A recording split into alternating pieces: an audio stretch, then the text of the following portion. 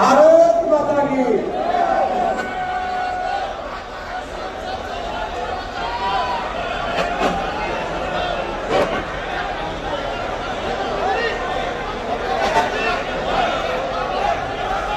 अरे भारत माता की, भारत माता की।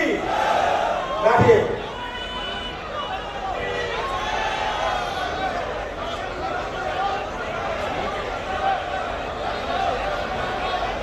मैं आपके बीच में ये निवेदन करूंगा कि आप सभी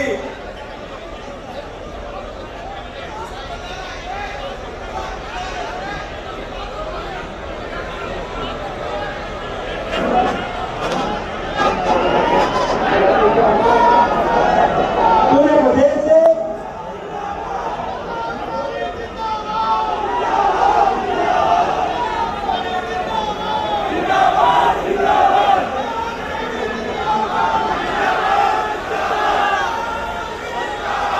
क्या हो गया भाई साहब? हम मंत्री जी से अपनी आवाज उठाना चाहते थे, अपनी मांगे रखने आए थे।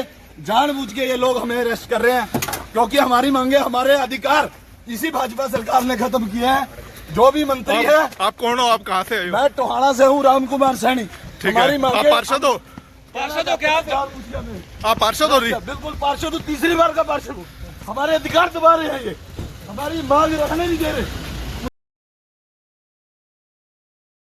नमस्कार, वेब मिर्ची से मैं प्रशांत। कल हिसार में हरियाणा के मुख्यमंत्री नायब सिंह सैनी ने पूरे हरियाणा के नगर पार्षदों, मेयर, डिप्टी मेयर की मीटिंग बुलाई थी। कारण बिल्कुल साफ था कि यह एक राजनीतिक कार्यक्रम था क्योंकि हरियाणा में विधानसभा चुनाव सिर पर हैं। इस मीटिंग में हिसार के मेयर भी मौजूद थे और हरियाणा के विधायक जो मंत्री भी हैं कमल गुप्ता, वो भी मौजूद थे। हम सब जानते हैं कि हरियाणा के अंदर किसान आंदोलन के चलते भारतीय जनता पार्टी की गांव में हालत बहुत ज़्यादा ख़राब हो गई है। लोकसभा चुनाव में हमने देखा है कि गांव में भारतीय जनता पार्टी को वोट नहीं मिला है। तो नगर पार्षदों को बुलाना, निगम पार्षदों को बुलाना, मेयर को, डिप्टी मेयर को बुलाने का एक ही मकसद था कि भारतीय जनता पार्टी शहरों में अपना कंट्रोल बढ़ाना चाहती है और शहरों से उनको उम्मीद है। कल क्या हुआ, मीटिंग के दौरान करीब 1000-1500 से ज़्यादा आदमी थे वहाँ पे और मंच पर एक मूवी दिखाई गई जिसमें पूरे हरियाणा के विकास कार्य दिखाए जा रहे थे और उनके अंदर हिसार के बहुत सारे फुटेज थे। तो तभी हिसार के एक नगर पार्षद हैं मिस्टर अमित ग्रोवर, वो एक्टिविस्ट टाइप के पार्षद हैं और कई बार सामाजिक मुद्दों पे प्रदर्शन वगैरह करते रहते हैं। उन्होंने हाउस में भी कई बार प्रदर्शन किए हैं जब उनकी सामाजिक मांगें नहीं मानी गई हैं। तो उन्होंने खड़े होकर कहा कि ये जो तस्वीर दिखाई जा रही है ये हरियाणा की सच्ची तस्वीर नहीं है। हरियाणा की सच्ची तस्वीर तो ये है कि बरसात के टाइम में सीवरेज का पानी सड़कों की बजाय लोगों के घरों में घुस जाता है। लोग PPP-ID से परेशान हैं। आपने बहुत सारे पोर्टल इस तरह किए हुए हैं कि लोग उससे परेशान हैं। तो जैसे ही उन्होंने बोलना शुरू किया तो बीजेपी के मंच से भारत माता की जय के नारे लगवाए गए ताकि उनकी आवाज़ दबाई जा सके। कुछ पुलिसकर्मी ड्रेस में, कुछ सिविल वर्दी में उनके पास आए और उनको उठाकर मीटिंग हॉल से बाहर निकाल दिया। इसी दौरान एक दूसरे पार्षद जो टोहाना से हैं, राम कुमार सैनी, उन्होंने भी इसी तरह से विरोध जताया कि आप जो ये पिक्चर दिखा रहे हो ये पिक्चर सच्ची पिक्चर नहीं है। ये तस्वीर असल में हमारे एरिया की तस्वीर नहीं है। हमारे एरिया के लोगों की जो समस्याएं हैं आपको उन पर फोकस करना होगा, अदरवाइज हम लोग जनता में जाके कैसे वोट मांगेंगे भारतीय जनता पार्टी के लिए।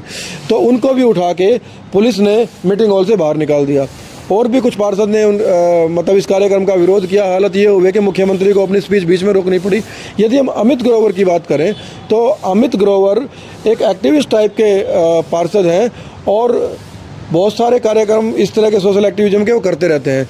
तो उनका ये कहना था कि हम किस तरह से भारतीय जनता पार्टी के बारे में वोट मांग सकते हैं। उन्होंने निर्दलीय चुनाव लड़ा था और जीते, 4 साल तक वो निर्दलीय रहे। अब उन्होंने 19 जनवरी 2024 को ही भारतीय जनता पार्टी ज्वाइन की थी, लेकिन इसमें भी उनकी आवाज़ दबा दी गई। यदि हम देखते हैं, जातीय समीकरण की बात करते हैं तो शहरों में जिस आदमी ने आवाज़ उठाई अमित ग्रोवर, वो पंजाबी समुदाय से है और जिस दूसरे आदमी ने पार्षद ने आवाज़ उठाई वो सैनी समुदाय से है। तो शहर में यदि इस पंजाबी और सैनी वोट बैंक को नुकसान भारतीय जनता पार्टी को देखना पड़ता है तो आप ये मान के चलिए कि भारतीय जनता पार्टी की राजनीतिक डगर आने वाले विधानसभा चुनाव में बेहद मुश्किल है, क्योंकि लोकसभा चुनाव के अंदर ये बात बिल्कुल साफ हो चुकी है कि भारतीय जनता पार्टी हरियाणा से जाने वाली है।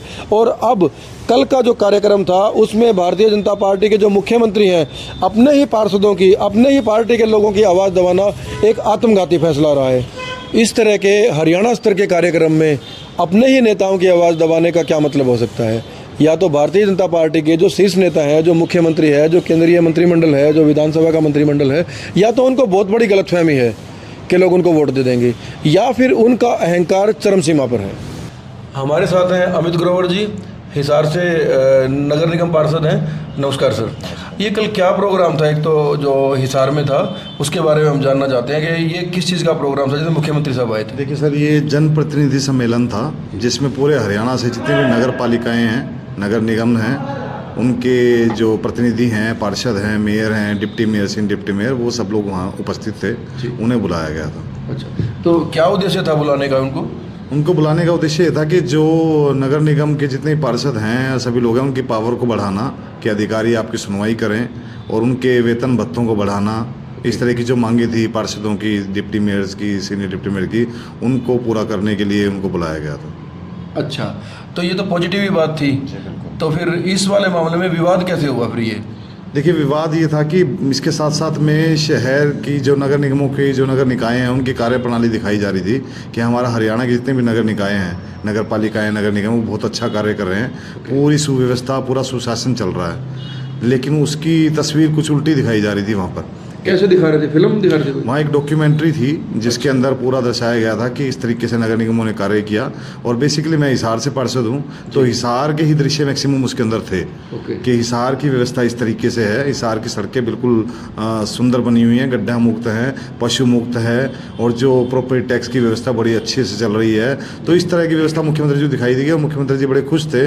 उनको देख करके लग रहा था कि काम राज्य में, शहर में हो रहा है जी। लेकिन वो तस्वीर उल्टी थी, क्योंकि मैं शहर के अंदर रहता हूँ, हम हर गली मोहल्ले लोगों की शिकायतें सुनने के लिए जाते हैं, जबकि हालात बड़े बदतर हैं। जो मूलभूत हमारी समस्याएं हैं, सबसे बेसिक नीड होती है सीवरेज, पानी, सड़क, यही जो व्यवस्था है पूरी तरह से बेपटरी है।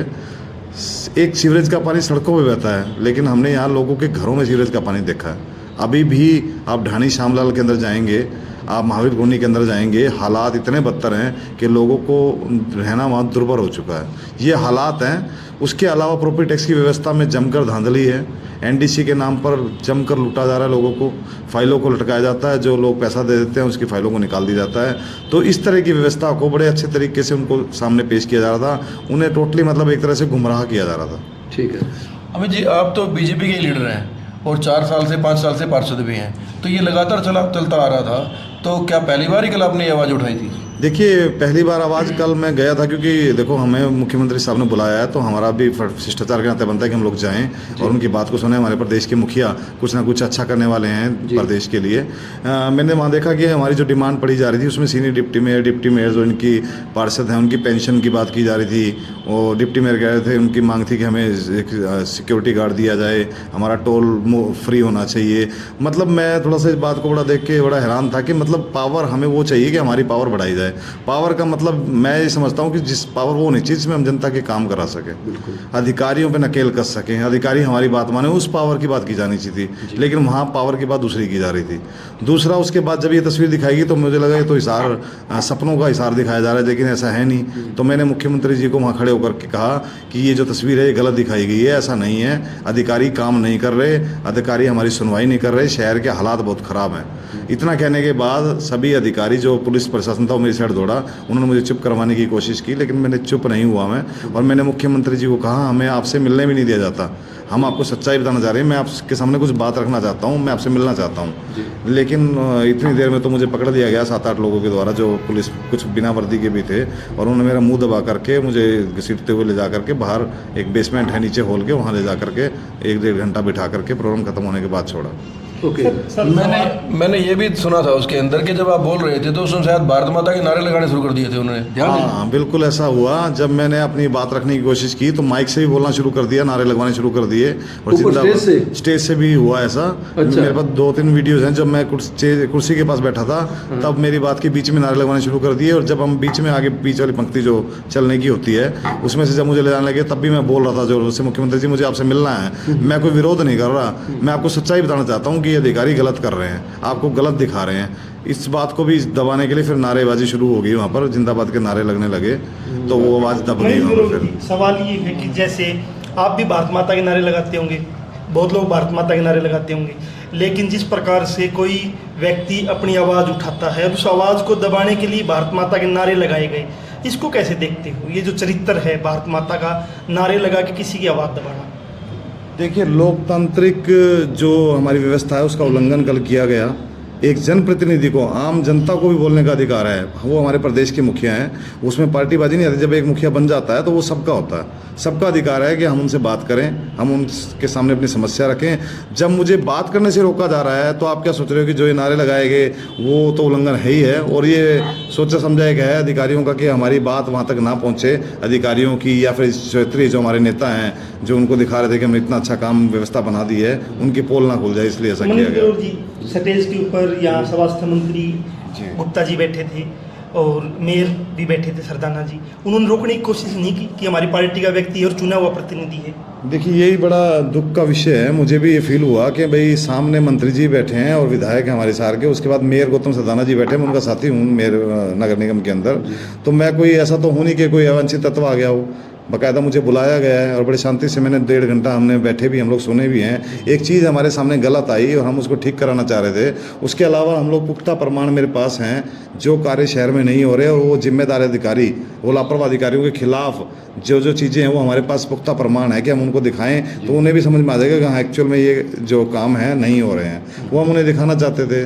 तो ये रोका गया, कहीं ना कहीं उनका भी ऐसा लगा हुआ कि ये चीज़ सामने ना आए। सवाल एक ये भी है कि जिस प्रकार से आप शहर को देखेंगे, सड़कों के ऊपर लाइटें लगाई हुई, खंभों के ऊपर तिरंगा लाइट लगाई हुई है, फुहारे चल रहे हैं या चौकों का सौंदर्यीकरण किया जा रहा है, लेकिन दूसरी तरफ आप कह रहे हो कि कॉलोनियों के हालात बहुत खस्ता है। तो 5 साल इस पे बातचीत नहीं की बीजेपी से कि ये क्या होगा?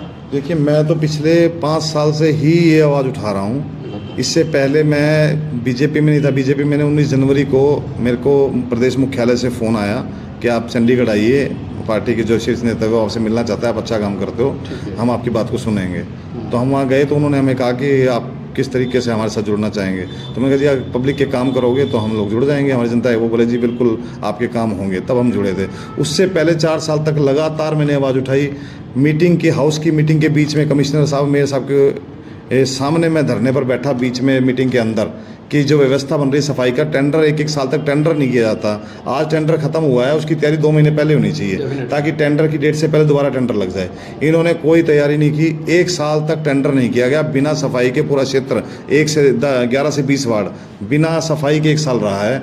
और जब टेंडर किया गया तो इन्होंने कहा हमने जगह देख ली है, जगह की दिक्कत आ रही थी, जगह हमने देख ली। वो जगह जब देखी गई, वो जगह पर निर्माण शुरू हुआ था, वो जगह बाद में बोलते हैं कि एयरपोर्ट की परिधि में आ गई है।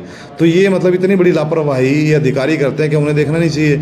इन अधिकारियों में मैंने मांग की कि इस पे लापरवाही अधिकारी जो है जिन्होंने की है, इसकी जांच होने के बाद इनके ऊपर कार्रवाई होनी चाहिए। उस पर कोई एक्शन नहीं हुआ तो मैं धरने में बैठा। मतलब ये आवाज़ें मैं लगातार 4 साल से उठा रहा हूँ। इस पर जितना मैं कर सकता हूँ उतना मैंने किया। मैं मेरे क्षेत्र को सुधार सकता हूँ। मेरा वार्ड था, मैंने वहाँ अच्छा डेवलपमेंट किया, हज़ारों पौधे लगाए हम लोगों ने, पार्कों को बनाया। जितना मैं प्रेशराइज करके जनता को साथ लेके मीडिया के माध्यम से धरना प्रदर्शन करके करवाया मैंने ये काम भी। ऐसा नहीं कि बड़ी आसानी से हुआ वो भी मेरे को बड़ा प्रेशर से करवाना पड़ा है। अब पूरे हिसार का सुधार करना है तो उसके लिए तो ताकत ज़्यादा चाहिए। तो फिर हमने वहाँ जा कर के भी लोगों को जोड़ा साथ में। अब वहाँ भी हम लोग चाह रहे हैं कि वहाँ की समस्या दूर हो। लेकिन सर एक सवाल ये है कि एक तरफ तो सरकार कह रही है और कल आपने बोला कि फिल्म दिखाया कि आवारा पशु नहीं है, अच्छा शहर बन गया है, जैसे न्यूयॉर्क बन गया वैसा शहर बन गया है, भ्रष्टाचार खत्म हो गया। लेकिन आप उसके आरोप लगा रहे हो कि भ्रष्टाचार भी है और शहर के हालात बहुत बुरे हैं। तो फिर सरकार को क्या कहना चाहोगी? देखिए, मैं सरकार को यही कहना चाहता था, मुख्यमंत्री जी को। आज भी आपके माध्यम से मैं चाहता हूँ कि ये आवाज़ उन तक ज़रूर पहुँचे कि आपको गलत गाइड किया जा रहा है। आपको जो चीज़ आप चाहते हैं कि हमारा हरियाणा इतना हरा भरा हो, स्वच्छ हो, जिसमें सुव्यवस्था हो, सुशासन हो, लोगों की बात सुनी जाए, लोगों के काम तुरंत समय पे हो, तो ऐसा हो नहीं रहा है। इसको करने के लिए आपको एक निचले स्तर पर जो हमारे प्रतिनिधि हैं या आम जनता हैं, जो सोशल वर्कर हैं, उनसे मिल करके उनके माध्यम से ये असली तस्वीर सामने ला करके उस पर काम होना चाहिए। जो कानून बनाए गए हैं, आरटीएस बनाया गया है, वो आरटीएस क्यों बनाया गया है? वो इसलिए बनाया गया है और उसको प्रशासकीय सुधार विभाग देखता है कि प्रशासन की सुव्यवस्था हो। वो उसके अनुसार काम होने चाहिए। वो जो तय सीमा बनाई गई है हर डिपार्टमेंट की, वो बिजली बोर्ड की बनाई गई है, हर कार्य की है, उस तय सीमा पे कार्य ना तो उसकी मॉनिटरिंग होनी चाहिए, उन अधिकारियों की जवाबदेही तय होनी चाहिए कि अगर आपने 7 दिन में सीवर का पानी वहाँ ठीक नहीं किया तो आप पे कार्रवाई क्या बनती है, वो कार्रवाई होगी। जब ये जिम्मेदारी तय हो जाएगी तब वो अधिकारी काम करना शुरू करेंगे, वरना नहीं हो पाएगा। एनजीटी बनाया गया जो कि केंद्र सरकार का एक बोर्ड है, एनजीटी के माध्यम से कोई भी ऐसी व्यवस्था जो किसी के स्वास्थ्य के साथ खिलवाड़ करती है वो एक कड़ा अपराध है, उस अधिकारी को सस्पेंड भी किया जा सकता है। तो उसकी कार्रवाई क्यों नहीं हो रही, एनजीटी को लिखा क्यों नहीं जाता? अगर कोई काम नहीं हो रहा तो एनजीटी को उस अधिकारी के बारे में लिखा जाए, उस पर कार्रवाई हो। तो जब इस तरह की व्यवस्थाएं बनेंगी तब सुधार होगा। तो मुख्यमंत्री जी से यही मेरा आह्वान है कि इस तरह की व्यवस्था को बनाया जाए, और जो कोई कमी बताता है या कोई समस्याएँ हैं तो उसको सुनना चाहिए, हमें हमारी आवाज़ को दबाना नहीं चाहिए। अमित जी, एक बहुत गंभीर सवाल है। जैसे आपने कहा कि सीवरेज का मामला है, सड़कें टूटी का मामला है, आपका सेक्टर 13 में है आपका तो एरिया, तो आप उधर मिलगेट की बात भी करते हो, आप श्यामलाल ढाणे की बात भी करते हो, तो और एमसी हैं उस एरिया के, तो जो आपके एमसी साथी हैं बाकी वो सब जानते हैं कि सड़कों पे गाय भी हैं, सीवरेज व्यवस्था भी खराब है।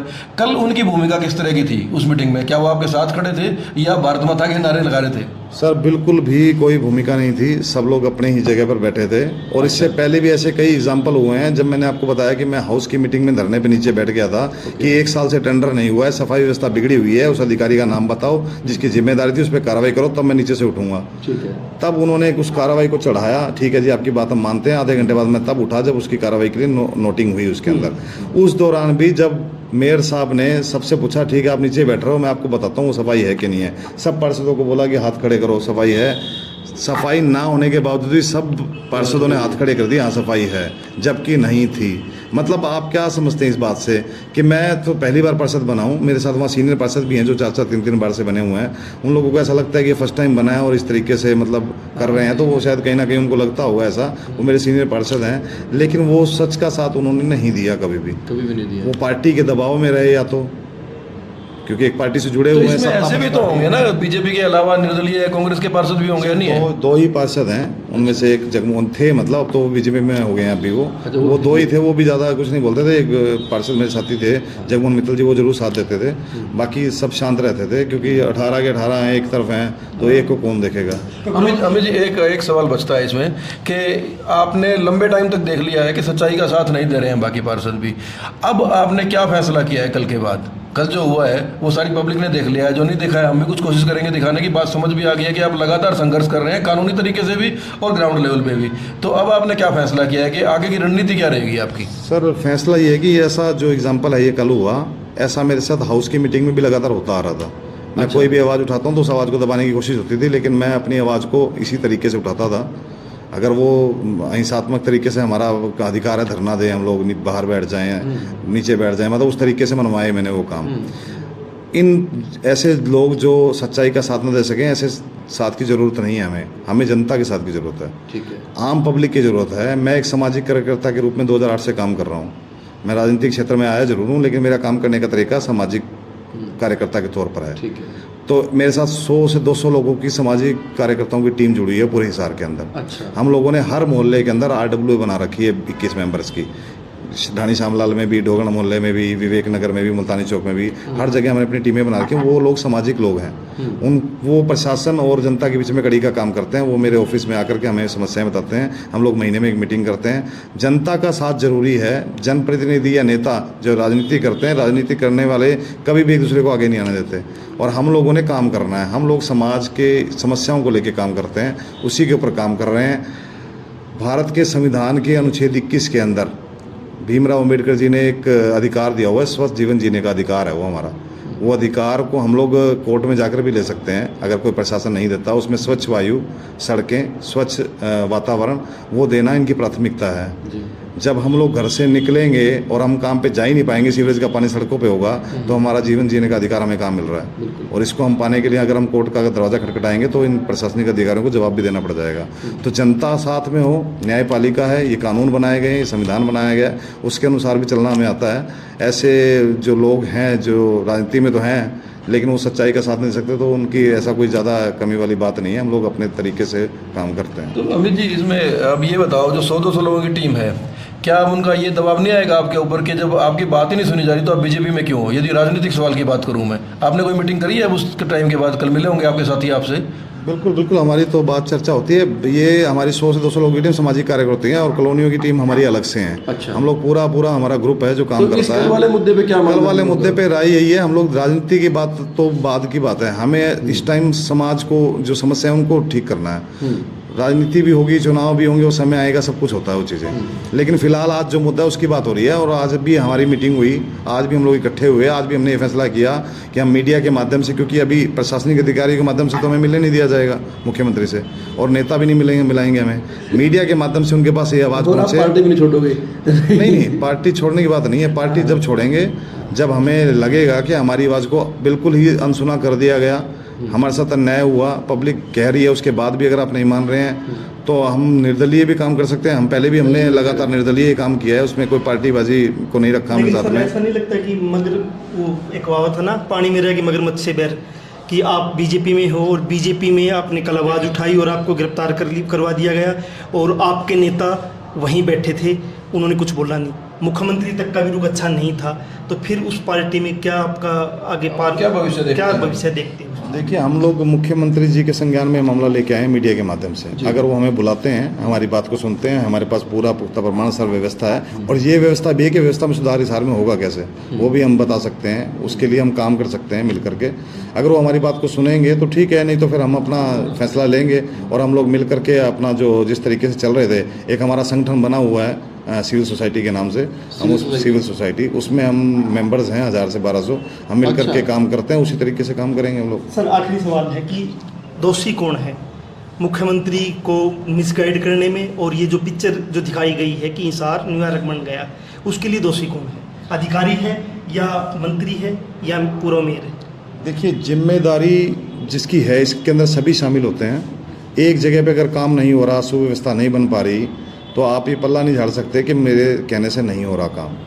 चाहे वो मेयर हैं, चाहे वो हमारे मंत्री हैं, अधिकारीगण अगर काम नहीं कर रहे या अधिकारीगण के माध्यम से फिल्म दिखाई गई, कहीं ना कहीं सहमति उनकी भी थी, अगर सहमति ना होती तो वो उस बात को डिनाई करते कि नहीं ऐसा नहीं है, आप ये चीज़ें मत दिखाओ। अगर ये सब कुछ व्यवस्था बनाई गई है, सबके अप्रूव करके या सबकी सहमति से ही बनाई गई होगी, तो ये सब पूरा सिस्टम उन्होंने किया है कि मुख्यमंत्री जी को अच्छी तस्वीर पेश की जाए ताकि वो भी खुश हों। तो इस तरीके से किया गया इसको।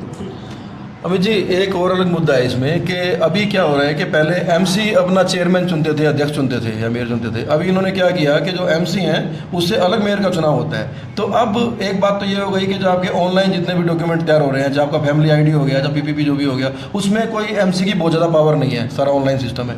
दूसरी बात ये है कि यदि आपके एरिया में काम नहीं करता, मान लो आपके साथ वाले एरिया में भी काम नहीं करता, उसके साथ वाले में नहीं कर रहा, सरकार नहीं कर रही या मेयर नहीं कर रहा, तो आप 8-10 एमसी इकट्ठे होकर उसको बदल सकते थे पहले जो अध्यक्ष था। अब वो ताकत भी खत्म हो गई है। तो ऐसी कभी कोई बातचीत नहीं होती है कि जो एमसीज की ताकत खत्म कर दी गई है, जो लोकतांत्रिक ताकत थी, जो लोकतंत्र की एक ताकत होती है ना कि भाई बहुमत जिसकी तरफ हो गया उसका प्रधान रहेगा, तो क्या कभी ऐसी बातचीत नहीं होती है? नहीं, इसमें मेरे ख्याल से एक अविश्वास प्रस्ताव तो अभी भी है, जिसके अंदर आप उनको 2/3 करके हटा तो सकते हैं, लेकिन आप चुन नहीं सकते, चुनाव दोबारा हो सकता है। मतलब पहले ये होता था कि जो पार्षद एक को हटा दिया दूसरे को आप चुन लेते थे सारे मिलके। लेकिन अब डायरेक्ट चुनाव है तो हटाने का प्रावधान अभी भी है 2/3 पे। हाँ, लेकिन चुनने का नहीं है। चुनने का तो इलेक्शन दोबारा होगा, चुनाव दोबारा होगा मेयर का, या कोई और प्रावधान अन्य होगा, इसकी जानकारी मुझे नहीं है, लेकिन इतना पता है कि आप कर सकते हैं। लेकिन ऐसी व्यवस्था नहीं बन पाई क्योंकि सब बीजेपी से ज़्यादा 14 से 15% बीजेपी से थे इसमें, और मेयर भी बीजेपी के थे। जो भी व्यवस्थाएं बनी या व्यवस्थाएं नहीं, जो काम नहीं होते थे, तो भी वो उस बात तक वो हिम्मत भी नहीं कर पाते थे कि हम इस तरह की बात सोचें। तो मनीष सर, लास्ट सवाल है, कड़वा है। क्या अमित सर, क्या बीजेपी के पार्षदों को, बीजेपी के मंत्री को, बीजेपी के मेयर को जिम्मेवार मानते हो जो हिसार के बुरे हालात खड़े कर दिए हैं? देखिए, इसमें तो है ना, जिम्मेवार सभी हैं, चाहे वो मेयर बीजेपी से हैं या नहीं होते, तो भी जो सरकार की जो हालात हैं इस टाइम, उसमें प्रशासन का, अधिकारियों का बहुत ज़्यादा बड़ा रोल है कि वो अपनी जो एक इच्छा शक्ति की बात करें, विज़न की बात करें, जो उनकी ड्यूटीज़ है, जब वो शपथ लेते हैं तो वो कहते हैं कि हम इस पे काम करेंगे, वो संकल्प लेते हैं, उस संकल्प को मान नहीं रहे, वो एक जगह बैठे हैं और वो जो शिकायत उनको दी जाती है उस पर थोड़ा बहुत एक्शन लेते हैं, वरना अपने आप से कहते हैं कि भाई हमें व्यवस्था बनानी है, बारिश आ रही है तो उससे पहले नालों की सफाई होनी चाहिए, लेकिन होती नहीं है, जनता आवाज़ उठाती है, फिर अखबारों में आता है, फिर वो शुरू करते हैं। तो ये व्यवस्था जो सुशासन की बात करते हैं वो नहीं है। दूसरा, जनप्रतिनिधियों का भी विज़न, जो इच्छा शक्ति है, वो मुझे लगता कि है ऐसी नहीं है। नहीं तो वो खुद उनका फर्ज बनता है कि वो मीटिंग बुलाएं बारिश आने से पहले, कोई सड़क बनती है उससे पहले दोनों डिपार्टमेंट को बुलाएं, उनका तालमेल बिठाएं, भी बात करो, उसका काम पहले करो। ये तरीका अपना अपना एक नज़रिया है, हमारे काम करने का नज़रिया अलग है, उनका नज़रिया अलग है, वो किस तरीके से काम करते हैं। अमित जी, आखिरी सवाल है, और वो इसलिए कर रहा हूँ क्योंकि आप ना सोशल एक्टिविस्ट लग रहे हो मेरे को बातचीत में, कि आप सामाजिक गतिविधियों में हो। आपकी समझ क्या बनी है कि ये अधिकारी काम क्यों नहीं करते? ड्यूटी है उनकी, फंड उनको सरकार से मिलता है, तनख्वाह उनको सरकार से मिलती है, उनके ऊपर पॉलिटिकल लोग हैं दबाव बनाने के लिए, जवाबदेही फिक्स करने के लिए, ना तो वो जवाबदेही फिक्स कर पा रहे हैं क्योंकि बीजेपी बहुमत की सरकार है, निगम में भी, स्टेट में भी और सेंटर में भी। उसके बावजूद भी यदि अधिकारियों से काम नहीं करवाए जा रहे हैं कि सीवर तक साफ नहीं होता, बरसात से पहले नाले तक साफ नहीं होते हैं, घरों में पानी आ जा रहा है, तो 5 साल का टाइम ठीक ठाक हो जाता है। आपकी समझ बन गई होगी कुछ ना कुछ। आप जैसे लोगों को जाना पड़ रहा है कानून को लेके, तो क्यों नहीं करवा पा रहे हैं? अधिकारियों के खिलाफ एक्शन क्यों नहीं हो पा रहा है? क्या समझ बनी आपकी? देखिए, उसमें 2-3 पैरामीटर हैं, उस पर बात करें तो उसमें भ्रष्टाचार भी इन्वॉल्व है उसके अंदर। अगर कोई भी नेता अगर किसी भ्रष्टाचार में लिप्त है और वो अधिकारियों से काम लेता है तो वो उनको कभी भी उस तरीके से नहीं ले पाएगा कि आप ये काम नहीं कर रहे हैं, उस पर सख्त कार्रवाई हो, ऐसा नहीं होता। ये चीज़ भी इसके अंदर आती है। दूसरा, आपका विजन कि आप किस तरह से लगाम कस पाते हैं। अब मैं निर्दलीय पार्षद था, निगम के अंदर जब भी काम होता था, कोई भी व्यवस्था बनती थी, जब हम धरना प्रदर्शन करते थे, लोगों को ले जाते थे, धरना देते थे, जब भी कोई बात आती थी तो सबसे पहले अधिकारी कहते थे भाई वो अमित ग्रोवर का काम तुम पहले कर दो, क्योंकि फिर वो शोर मचाएगा, लोगों को लेके आएगा। तो ये चीज़ें होना, आपकी सख्त कार्रवाई ऊपर होना, ऊपर मतलब आपका अधिकारियों पर कितना कंट्रोल है, आप किस तरीके से उनको टैकल करते हैं, ये सब चीज़ें होना तय है। जो कानून की जानकारी आपको होनी चाहिए कि आप अधिकारी के साथ क्या एक्शन ले सकते हैं, क्या जांच बिठा सकते हैं। अगर आपको उसकी जानकारी नहीं है या आपकी खुद की इच्छा शक्ति नहीं है कि आप बन गए हो, बनने के बाद अपने 5 साल निकालने हैं, या फिर आपको सिर्फ पैसा ही कमाना है, तो इस तरह की व्यवस्था भेजते कि ठीक है चल रहा है चलने दो, अधिकारियों के सहयोग से ही होता है ये सब। तो अगर आप अकेले नेता हो तो ये है नहीं कि पैसा कमा लेगा वो, अगर उसको कुछ करना है तो वो अधिकारी और सब मिली भगत करके सब चीज़ें चलती हैं। तो ये भी एक बहुत बड़ा कारण है इस चीज़ का। अगर आप ईमानदार हैं, अगर आप चाहते हैं सच में शहर का विकास हो, लोगों की मुश्किलों का समाधान हो, तो आप तरीके से उसको बड़े अच्छे तरीके से काम करवा सकते हैं, मैं ऐसा मानता हूँ। करवा सकते अमित जी, कुछ दिन पहले ना एक वीडियो आया था, हिसार के अंदर बारिश में सड़क बन रही थी और वो करनाल में बन रही थी, तो उसको बाद में ना मंत्री ने उसी टाइम क्लीन चिट दे दी। तो ये भ्रष्टाचार की जड़ है क्या, कि गलत बन रहा है और सरकार उसको उसी टाइम क्लीन चिट दे देती है ठेकेदार को? देखिए, बिल्कुल मैं वही तो बात कर रहा था ना, भ्रष्टाचार की जो बात है वही यहीं पे आती है कि इसमें कई जगह चीज़ें सबको पता है, पत्रकारों को भी कहीं यहाँ तक पता है कुछ चीज़ों का, लेकिन वो कुछ कर नहीं पा रहे, इस मामले में कर नहीं सकते, और अधिकारियों को पता है, ऊपर तक पता है, कमीशन का खेल चलता है, सबको पता है। तो ये सब चीज़ें अब सबके सामने हैं, उसमें बोलने की ज़रूरत नहीं है, लेकिन उसके ऊपर एक सख्त कदम उठा करके अगर अच्छे तरीके से अगर आप समाज को आगे ले जाना चाहते हैं तो इन चीज़ों से निकल करके आप उसमें आपको मुश्किलें तो आएंगी, लेकिन अगर आपकी इच्छा शक्ति है तो आप सुधार कर सकते हैं। तो आप अकेले ऐसे पार्षद हो जो अपने वार्ड के अलावा और 3-4 वार्ड को देख रहे हो, या और भी कोई पार्षद इस तरह से लगा हुआ है? मैंने पहले 4 साल तक अपने वार्ड का सुधार किया। मेरे वार्ड के अंदर पहली बार, वार्ड के अंदर नहीं पूरे शहर के जितने भी मिडिल के रोड थे जो पक्के होते थे उनको कच्चा करवा के उनमें हजारों पेड़ पौधे लगवाए। सबसे पहले मैंने एक्सपेरिमेंट सेक्टर 16-17 का मुख्य रोड का किया, जो कि आज का शहर का सबसे बड़ा मुख्य सुंदर रोड है। उसके बाद सेक्टर 9-11 में हमने ऐसा किया, पक्का नहीं बनवाया हमने, कच्चा बनवा के ट्री गार्ड लगवा कर उसमें हजारों पेड़ लगाए बीच में। ऐसा ही हमने सेक्टर 16-17 की साइड किया, दिल्ली रोड पे भी पेड़ लगाए। तो इस तरह की व्यवस्था, ग्रीन बेल्टों पे काम किया हमने, जो उजाड़ ग्रीन बेल्ट जंगलात थी उनको व्यवस्थित किया। हमने कृत्रिम जंगल बनाने की बात की नगर निगम की मीटिंग के अंदर। कृत्रिम जंगल पंजाब में बने हुए हैं काफ़ी जगह पर, जिनके माध्यम से हरियाली होती है, मौसम अच्छा रहता है, वातावरण अच्छा रहता है। तो ये सब चीज़ें हमने 4 साल पहले मेरे वार्ड में किया। जब वार्ड को बिल्कुल अच्छे से हमने बना दिया तो उसके बाद 1 साल पहले हम लोग बाहर निकले और हमने सोचा कि हम बाहर भी जो अन्य क्षेत्र हैं वहाँ हरियाली की जगह नहीं है, लेकिन वहाँ की सफाई व्यवस्था तो हम बना सकते हैं। जहाँ गंदगी के पॉइंट बने हुए उनको हटा करके वहाँ पेड़ पौधे लगा के, बेंच लगा के सफाई कर सकते हैं। तो ये काम हम लोगों ने शुरू किए हुए हैं। तब हम लोग बाहर निकले तो हमने सोचा कि पूरे शहर को देखते हैं किस तरीके से कर सकते हैं हम इसे। ठीक है Amit ji, best of luck. Thank you sir, धन्यवाद।